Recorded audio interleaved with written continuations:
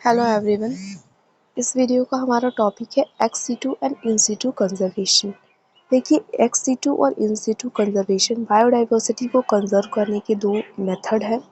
जैसा कि नाम में है एक्स सीटू कंजर्वेशन को ऑफ साइट कंजर्वेशन भी कहा जाता है, क्योंकि यहाँ पे जो वाइल्ड लाइफ है, जो प्लांट है, उनको क्या किया जाता है, उनको कंजर्व करने के लिए किसी दूसरी जगह पे क्या कर दिया जाता है, शिफ्ट कर दिया जाता है। ठीक है। दूसरा इन सीटू कंजर्वेशन है। तो इन सीटू कंजर्वेशन में क्या किया जाता है, उस जो भी वाइल्ड लाइफ है, जो भी प्लांट स्पीशीज़ है, तो उसकी नेचुरल हैबिटाट में ही उसको कंजर्व किया जाता है, उसको कहीं दूसरी जगह नहीं लेकर जाया जाता है। अगर ये उसका नेचुरल हैबिटाट है, ये जंगल है, इसमें कोई जानवर मतलब वाइल्ड लाइफ और प्लांट स्पीशीज़ दोनों हैं, इनको कंजर्व करना है, तो अगर आप इनके नेचुरल हैबिटाट में इसको कंजर्व कर रहे हैं, तो ये इन सीटू कंजर्वेशन कहलाता है। और अगर आप यहाँ से उठा के इसको कहीं दूसरी जगह शिफ्ट कर रहे हैं और वहाँ पे कंजर्व करेंगे, तो उसको एक्स सीटू कंजर्वेशन कहते हैं। ठीक है। तो इन्हीं के बारे में हमें देखना है। तो देखिए, बायोडाइवर्सिटी तो क्या मतलब, हमारे जो भी लाइफ फॉर्म्स हैं हमारी अर्थ पे, तो हम उसको क्या कहते हैं, बायोडाइवर्सिटी कहते हैं। टोटल जो डाइवर्सिटी है exist at all levels of biological organisation, उसको हम बायोडाइवर्सिटी कहते हैं।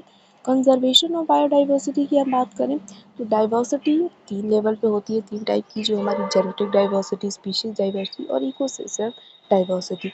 तो हर डाइवर्सिटी का अपना सिग्निफिकेंस है और इसीलिए उनको कंजर्व करने के लिए अलग अलग कंजर्वेशन एफर्ट्स बनाए जाते हैं, लगाए जाते हैं।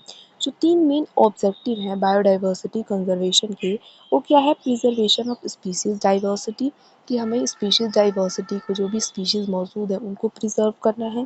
दूसरा है sustainability of species and their ecosystem, जो स्पीशीज़ हैं उनकी सस्टेनेबिलिटी बनी रहे, फ्यूचर में भी वो प्रेजेंट रहे और इकोसिस्टम में जो उनका प्रेजेंस है वो भी बना रहे।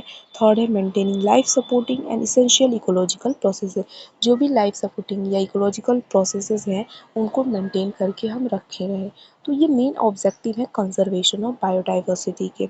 और इसी कंजर्वेशन ऑफ बायोडाइवर्सिटी के दो तरीके हैं, इन सीटू कंजर्वेशन और एक्स सीटू कंजर्वेशन।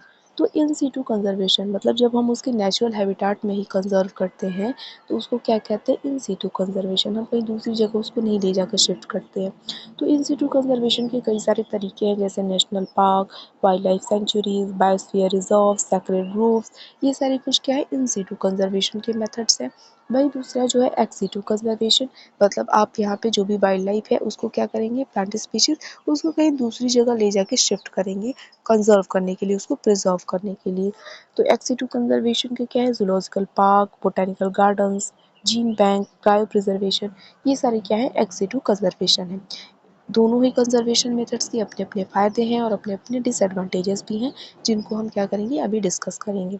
तो सबसे पहले हम डिस्कस करते हैं इन सीटू कंजर्वेशन। तो देखिए, this refers to the conservation of species within their natural habitat. जो भी स्पीशीज़ है उनकी आप नेचुरल हैबिटाट में, मतलब वो जहाँ रह रहा है वहीं पे जब आप उसको कंजर्व करते हैं, तो उसको क्या कहा जाता है, इन सीटू कंजर्वेशन कहा जाता है। जब हम क्या करते हैं, conserve and protect at all levels of biological organization, that is the whole ecosystem, the approach is known as in situ conservation। तो कहने का मतलब, जब हर बायोलॉजिकल लेवल पर हम स्पीशीज़ को प्रोटेक्ट करते हैं और कंजर्व करते हैं, मतलब पूरा को पूरा जब इकोसिस्टम हम कंजर्व करते हैं, तो ये क्या कहलाता है, इन सीटू कंजर्वेशन कहलाता है। एग्जाम्पल के लिए, कि जब to save the tiger we save the whole forest, हमें जब टाइगर सेव करना रहता है तो क्या करते हैं, पूरे उस फॉरेस्ट एरिया को ही सेव करते हैं, प्रोटेक्ट करते हैं। तो ये इन सीटू कंजर्वेशन कहलाता है। अब इन सीटू कंजर्वेशन के कई सारे मेथड्स हैं, जैसे वाइल्ड लाइफ सेंचुरी। तो वाइल्ड लाइफ सेंचुरी क्या है, वाइल्ड लाइफ सेंचुरी एक प्रोटेक्टेड एरिया होता है, जहाँ पे जो वाइल्ड एनिमल्स होती हैं और जो बर्ड्स होती हैं उनको कंजर्व किया जाता है, प्रोटेक्ट किया जाता है उनके नेचुरल हैबिटेट में, मतलब जो वहाँ पे मौजूद है वहीं पे उनको हम प्रोटेक्शन देंगे। ठीक, वाइल्ड लाइफ सेंचुरी में यहाँ पे जो कैप्चरिंग, किलिंग और पोचिंग होती है, हंटिंग होती है एनिमल्स की, वो स्ट्रिक्टली प्रोहिबिटेड होती है, पूरी तरीके से रोक होता है। और ह्यूमन एक्टिविटीज़ जैसे कि कलेक्शन ऑफ फायरवुड, मतलब उस जंगल एरिया में जो ट्राइबल पीपल रहते हैं, तो वहाँ पे कुछ ह्यूमन एक्टिविटीज़ जैसे फायरवुड, जो लकड़ियाँ लेना है, तो ये सारा अलाउड रहता है कुछ हद तक। ठीक है, पूरी तरीके से अलाउड नहीं रहता है, लेकिन कुछ हद तक वाइल्ड लाइफ सेंचुरी में अलाउड रहता है। जो वाइल्ड लाइफ सेंचुरीज़ है वो पर्टिकुलर स्पीशीज़ के लिए भी क्या किए जा सकते हैं, मतलब किसी एक स्पीशीज़ के लिए ही बनाए जा सकते हैं। जैसे जो गिर वाइल्ड लाइफ सेंचुरी है वो लैंड्स को प्रोटेक्ट करने के लिए बनाया गया है, तो ये वाइल्ड लाइफ सेंचुरी है। देखिए ये वाला जो टॉपिक है ना, wild life sanctuary, national parks वगैरह, ये बॉटनी वाले जूलॉजी वाले जो लास्ट यूनिट है उसमें भी था। तो चीज़ तो यहीं पे है, नोट्स में कुछ और भी मटेरियल है जो मैंने लिखा है, तो वो वाला नोट्स भी मैं शेयर कर दूँगी, आप उसको भी पढ़ लीजिएगा, ठीक है। तो ये वाइल्ड लाइफ सेंचुरी हो गया। दूसरा क्या है, दूसरा है नेशनल पार्क। तो जो नेशनल पार्क होते हैं ये भी क्या होते हैं, प्रोटेक्टेड एरियाज़ होते हैं, जहाँ पे जो एंटायर प्लांट, एनिमल और लैंडस्केप होता है, जो भी रीजन है सबको क्या किया जाता है, प्रिजर्व किया जाता है, कंजर्व किया जाता है। कल्टीवेशन जो होती है लैंड की, फॉरेस्ट्री और ग्रेजिंग, ये सब कुछ अलाउड नहीं रहता है यहाँ पे बिल्कुल भी, और ह्यूमन एक्टिविटीज़ भी पूरी तरीके से यहाँ पे प्रोहिबिटेड रहती है, ठीक है, किसी को अलाउड नहीं रहता है यहाँ पे। थर्ड है बायोस्फीयर रिजर्व्स। तो बायोस्फीयर रिजर्व्स क्या होते हैं, ये लार्ज प्रोटेक्टेड एरियाज होते हैं, ताकि जो वाइल्ड लाइफ है, प्लांट और एनिमल रिसोर्सेज और जो ट्रेडिशनल ट्राइबल लाइफ है उस एरिया की, सबको जब कंजर्व किया जाता है तो हम उसको क्या कहते हैं, बायोस्फीयर रिजर्व। मतलब प्लांट एलिमेंट जो है, उसके बाद जो ट्रेडिशनल ट्राइबल लाइफ है वहाँ पे सबको जब आप कंजर्व करते हैं तो उसको बायोस्फीयर रिजर्व कहा जाता है। It contributes to the protection and preservation of the natural ecosystem and culture of the region। तो बायोस्फीयर रिजर्व के द्वारा जो नेचुरल इकोसिस्टम है वो तो प्रिजर्व होता ही है, इसके अलावा जो उस रीजन का कल्चर है वो भी प्रिजर्व होता है। नेक्स्ट है कि इट में also contain other protected areas like wild life sanctuaries और नेशनल पार्क। तो बायोस्फीयर रिजर्व के अंदर अदर जो प्रोटेक्टेड एरियाज होते हैं जैसे वाइल्ड लाइफ सेंचुरीज और नेशनल पार्क बायोस्फीयर रिजर्व के अंदर आ जाती हैं, ठीक है। ये सब क्या है, इन सीटू कंजर्वेशन के मेथड्स हैं। नेक्स्ट इस यूनिट में हमारा पॉइंट है hottest hot spots. Hot spot of biodiversity जो है हमने डिस्कस किया हुआ है एक वीडियो में, ठीक है, इसी यूनिट का टॉपिक था, हमने उस पर डिस्कस किया है। तो यहाँ पे हॉटेस्ट हॉट स्पॉट्स कौन कौन से हैं बायोडाइवर्सिटी के, बायो रिजर्व के, वो देखते हैं। तो इन टर्म ऑफ एंडेमिक, क्योंकि अलग अलग क्राइटेरिया बनाए गए होते हैं हाँ बायोडाइवर्सिटी हॉट स्पॉट्स बनाने के लिए, तो उस बेसिस पे क्या है, 8 जो हॉटेस्ट हॉट स्पॉट्स है ना वो कौन कौन से हैं, Madagascar, Philippines, Switzerland, Atlantic forest of Brazil, Caribbean, Indo Burma, Sri Lanka western Ghat, eastern arc and coastal forest of Tanzania, Kenya, ये हॉटेस्ट हॉट स्पॉट्स हैं, ठीक है। ये तो क्या है, ये बायोस्फीयर रिजर्व्स है। नेक्स्ट जो इन सिटू कंजर्वेशन का मेथड का है वो सेक्रेड ग्रूव्स। तो सेक्रेड ग्रूव्स क्या होते हैं, ऐसे फॉरेस्ट जो एरिया होता है तो वहाँ पे ना जो कम्युनिटी, वहाँ पे लोग जो रहते हैं ट्राइबल पीपल, तो उन्हीं के द्वारा क्या किया जाता है, प्रोटेक्ट किया जाता है। किया क्या जाता है कि उस फॉरेस्ट एरिया को कुछ रिलीजियस और कल्चरल बिलीफ के साथ सिग्निफिकेंस के साथ जोड़ दिया जाता है, इसीलिए वहाँ पे क्या किया जाता है कि मतलब मान लीजिए कोई फॉरेस्ट एरिया है, तो उन फॉरेस्ट एरिया को जो प्लांट वगैरह है तो उनको जो रिलीजियस और कल्चरल बिलीफ है, सिग्निफिकेंस है, उसके साथ जोड़ दिया जाता है और उसी से कंजर्वेशन किया जाता है। मतलब कोई एरिया है तो वहाँ पे किसी पर्टिकुलर प्लांट को हम जो रिलीजियस बिलीफ है कि ये भगवान का पेड़ है या फिर ऐसा कुछ, ठीक है। तो इसके माध्यम से जब प्रिजर्व किया जाता है उस फॉरेस्ट एरिया को, ट्रीज़ को, तो वो सैक्रेड ग्रूव्स कहलाते हैं। तो सैक्रेड ग्रूव्स क्या होते हैं, tracts of forested land that are protected by community living around them. जो कम्युनिटी आसपास रहती है उन्हीं के द्वारा बचाए जाते हैं, कंजर्व किए जाते हैं। The community attaches some religious और cultural significance to the protected forest land. तो कम्युनिटी के लोग जो होते हैं वो कुछ रिलीजियस और कल्चरल सिग्निफिकेंस जोड़ देते हैं उस फॉरेस्ट एरिया के साथ। इससे क्या होता है, कई सारी रेयर और थ्रेटेंड और एंडेमिक प्लांट और एनिमल स्पीशीज़ हैं उनको प्रोटेक्ट किया जाता है। एग्जाम्पल के लिए खासी एंड जंतिया हिल्स जो है मेघालय में, ये हो गई, ठीक है।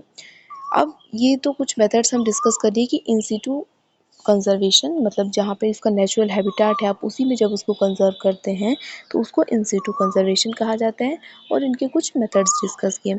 अब हम एडवांटेज और डिसएडवांटेज देखते हैं, क्या क्या है एडवांटेज और डिसएडवांटेज इन सिटू कंजर्वेशन की। तो देखिए पहला एडवांटेज तो ये है कि हम उसको, जो भी वाइल्ड लाइफ है, जो भी स्पीशीज़ है, तो उसके नेचुरल हैबिटाट में, मतलब जो उसका घर है उस वहीं पे उसको कंज़र्व करते हैं। तो वो क्या है, उस सराउंडिंग में आराम से एडजस्ट रहते हैं, हमें उन्होंने खुद को उस सराउंडिंग के लिए अडॉप्ट किया होता है, तो कोई दिक्कत नहीं होती है, हम सिर्फ प्रोटेक्ट करते हैं उन एरिया को। तो ये एडवांटेज होता है। दूसरा है कि ये जो इन सिटू कंज़र्वेशन जब हम करते हैं तो पूरा इकोसिस्टम कंज़र्व किया जाता है, किसी पर्टिकुलर स्पीशीज़ को ही हम कंज़र्व नहीं करते।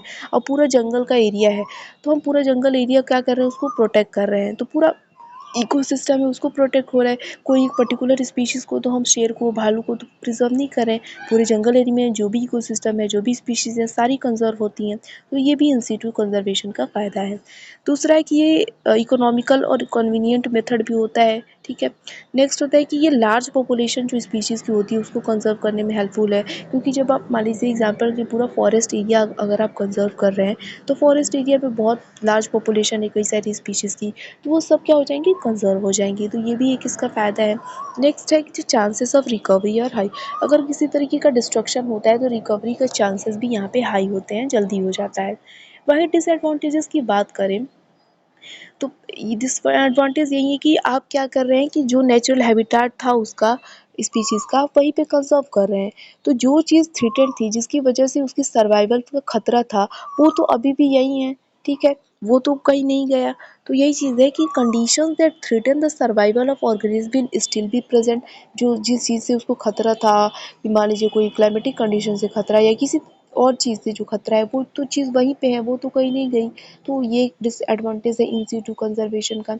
दूसरा ये होता है कि जो जेनेटिक डाइवर्सिटी होती है उस रीजन की, वो ऑलरेडी डिक्रीज हो गई होती है, क्योंकि आप कंजर्वेशन इफोर्ट तब तक लगा ही रहे हैं जब तक डिक्रीज हो चुका है। तो उस एरिया की जो जेनेटिक डाइवर्सिटी है वो पहले ही डिक्रीज हो चुकी होती है। नेक्स्ट है कि एंडेंजर्ड हैबिटाट्स जो होते हैं may be fragmented and may affect the survival of the species. Endangered habitats मतलब ऐसे हैबिटाट जो पहले ही क्या है कि एक्सटिंक्शन के क्या है, करीब है, विलुप्त होने के करीब है वो। तो वो फ्रेगमेंटेशन के द्वारा क्या है, पहले से ही ख़त्म हो चुके हैं, और जो स्पीशीज़ वहाँ पे रह रही हैं उनका पहले से ही क्या है, वो सर्वाइवल उनका खतरे में है। तो ये कुछ इन सिटू कंजर्वेशन के डिसएडवांटेज हैं। अब नेक्स्ट हम डिस्कस करते हैं x situ conservation.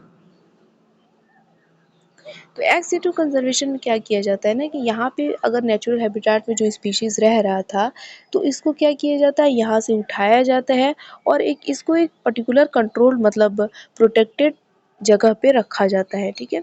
Ex situ में ऑफ साइट कंजर्वेशन किया जाता है।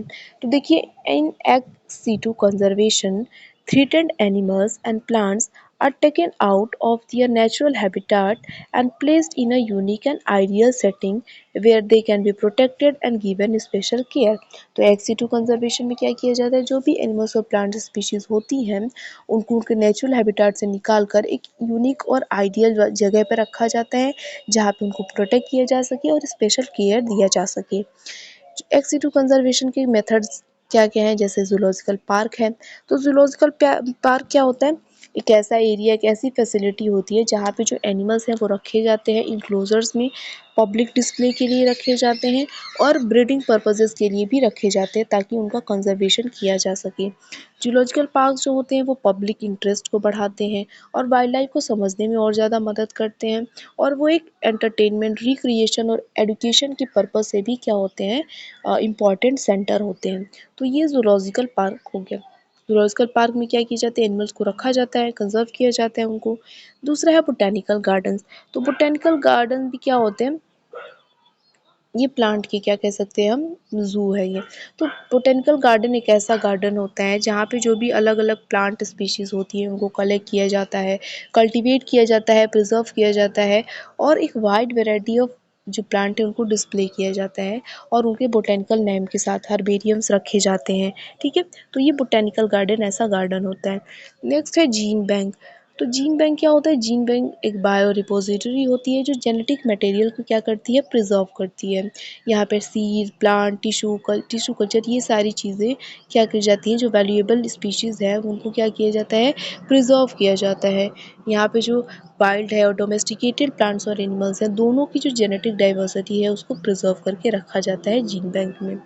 नेक्स्ट आता है एक्स सिटू कंजर्वेशन का मेथड या एग्जाम्पल, क्रायो प्रिजर्वेशन। तो क्रायो प्रिजर्वेशन क्या है? It is the long term process of keeping live cells, tissues and other biological samples frozen at sub zero temperature for storage and preservation. तो cryopreservation एक ऐसा method है जिसमें long term basis पे जो living cells होती हैं, tissues होती हैं और अदर जो बायोलॉजिकल सैंपल्स होते हैं उनको सब जीरो टेम्परेचर पर रखा जाता है स्टोरेज के लिए और प्रिजर्वेशन के लिए। जो टेम्परेचर होता है वो -196 डिग्री सेल्सियस का होता है। इस टेम्परेचर पे उनको रखा जाता है। यहाँ पे बायोलॉजिकल मटेरियल को प्रिजर्व किया जाता है और जो जेनेटिक इंटीग्रिटी है मटेरियल की वो स्टोर्ड रहती है। ठीक है, एग्जाम्पल के लिए जो IARI न्यू दिल्ली में है वो। तो ये सब क्या है, कुछ मेथड्स हैं एक्स सिटू कंजर्वेशन के। अब बात करते हैं एडवांटेजेस और डिसएडवांटेजेस एक्स सिटू कंजर्वेशन के। तो पहला एडवांटेज क्या है कि ये क्या करता है, जो एंडेंजर्ड स्पीशीज़ हैं मतलब जो एक्सटिंक्शन के करीब हैं, उनको खतरा है एक्सटिंक्शन का, तो ऐसे चीज़ों से प्रिडेशन और पोचिंग से बचाती है, हंटिंग से बचाती है। मतलब मान लीजिए जूलॉजिकल पार्क वगैरह हैं तो वहाँ पे उनको क्या किया जाता है, प्रोटेक्टेड रखा जाता है पोचिंग से और प्रिडेशन से। तो ये इसका एडवांटेज हुआ। दूसरा है selective breeding programmes can be implemented, selective breeding programmes चलाए जाते हैं।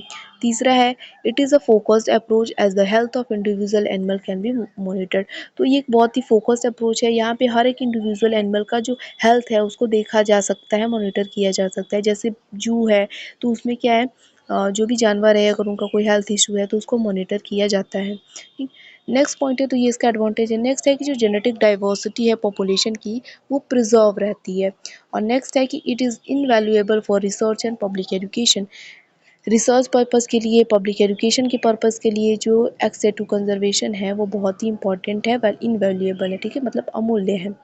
नेक्स्ट पॉइंट है कि it has a potential to reintroduce organism back into their natural habitat. Next इसका एडवांटेज ये है कि मान लीजिए कोई स्पीशीज़ एंडेंजर्ड स्पीशीज़ थी, ठीक, तो उसको आपने क्या किया, प्रिजर्व किया, वाइल्ड से उठाया आपने आपने उसको प्रिजर्व किया।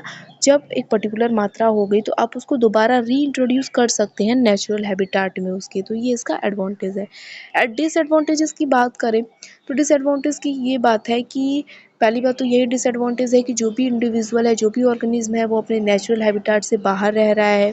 ठीक, दूसरा है कि हो सकता है कि जो एनिमल है वो नए एनवायरनमेंट में खुद को एडजस्ट ना कर पाए। ठीक, तो हेल्थ इश्यूज हो सकती हैं। नेक्स्ट है कि जो कैप्टिव एनिमल पॉपुलेशन है होती है उनके पास लिमिटेड जेनेटिक डाइवर्सिटी है। मतलब कैविटी मतलब जिसको आपने अपने कंट्रोल में रखा हुआ है तो जेनेटिक डाइवर्सिटी उतनी ज़्यादा नहीं होती है। नेक्स्ट है कि it is expensive to maintain. ये एक बहुत ही एक्सपेंसिव महंगा टेक्निक है, मेथड है। और नेक्स्ट है कि animals may not survive reintroduction into the wild. और लास्ट इसका डिसएडवांटेज ये है कि आप दोबारा से जब आप उसको रीइंट्रोड्यूस करेंगे अपने वाइल्ड हैबिटेट में, नेचुरल हैबिटेट में, तो हो सकता है कि वो सर्वाइव ना कर पाए अलग अलग चेंजेस की वजह से। तो ये सब कुछ क्या है, एडवांटेजेस और डिसएडवांटेजेस हैं एक्स सिटू कंजर्वेशन के। तो दोनों कंजर्वेशन मेथड्स हमने डिस्कस किए।